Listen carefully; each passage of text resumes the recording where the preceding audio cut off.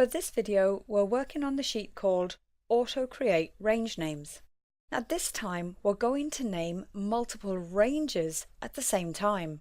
We're going to name cells D3 to D6 with their heading Dublin. We'll name cells E3 to E6 with their heading Paris. Then cells F3 to F6 will be named after their heading London. And finally, cells G3 to G6 will be named New York after their heading.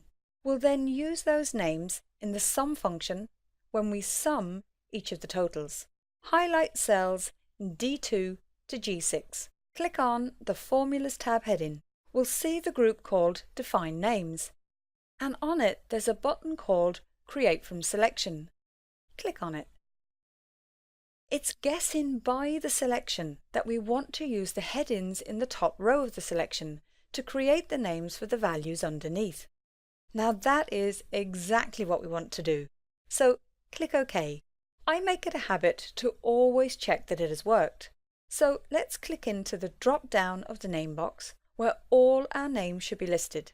Select Dublin and it automatically highlights the figures associated with that name, cells D3 to D6. Let's click back on the drop down and just notice the spelling of New York. An underscore was automatically placed between the words New and York, as spaces are not allowed. But let's select London next, which highlights cells F3 to F6. Then let's go back in and select New York, which highlights cells G3 to G6. Then finally select Paris, which highlights cells E3 to E6. All are working perfectly. So let's carry out our first calculation. Click onto cell D9 and we want to calculate the total Dublin sales. We're currently on the Formulas tab and we don't need to leave it as we have an AutoSum button here also. Let's click on it once.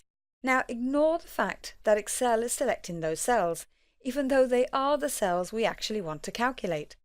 Just start typing Dublin, and by the time we get to the third letter, it should be the only item left in the menu. Remember, we press Tab to bring it into the calculation, and we're not fill handling, so just press Enter to accept it.